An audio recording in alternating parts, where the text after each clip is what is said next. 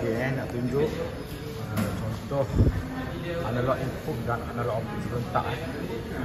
So sekarang ni level 10 mA dalam keadaan paling tinggi lah sebab dia punya itu terbalik.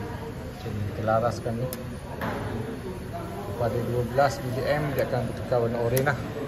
Ini berwarna tenahan. Dan kalau kita laraskan ni paling tinggi dia akan jadi warna merah lah, low.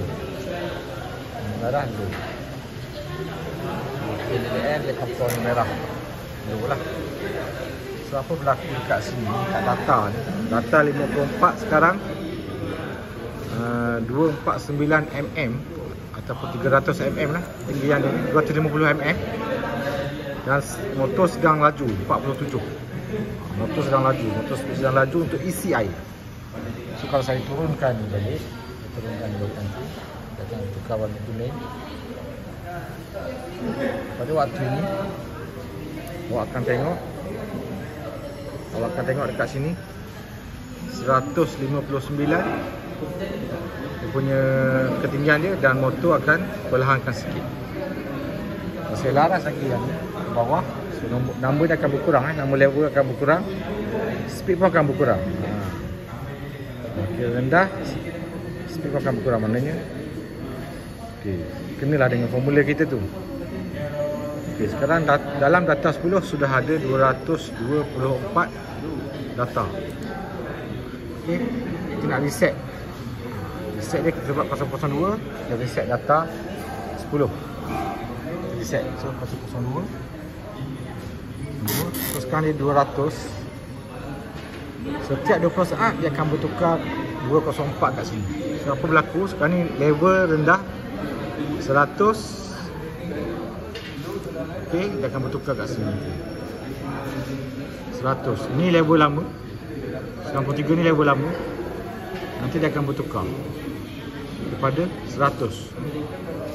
Bagi masa dia sekejap, dia akan bertukar. Okey, dah bertukar lah. Sampailah seterusnya, kita boleh sama sebelah sini Nanti saya ubah sikit sini kepada tinggi sikit.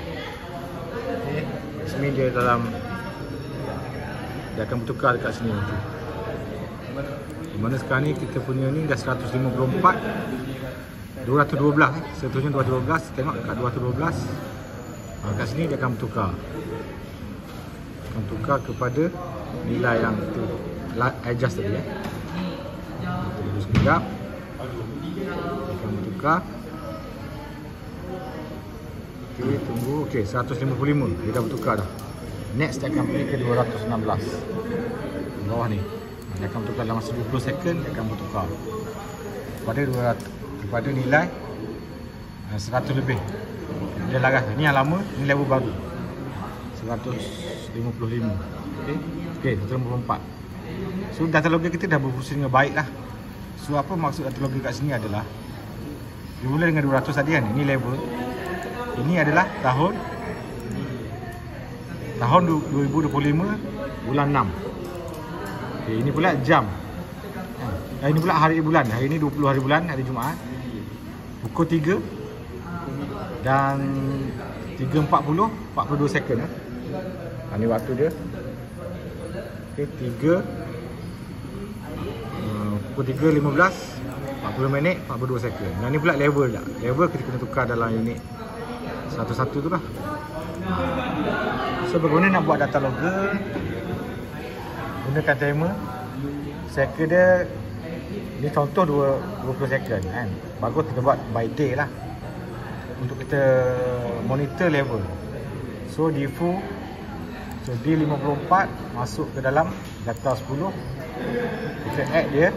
Okey. Yang ni tahun dengan bulan, kita add dia. Ini hari dengan jam, kita add dia. Dan minit dengan second kita add dia. So ni kita buat satu button reset untuk kita starting dalam data 10 adalah nombor 200.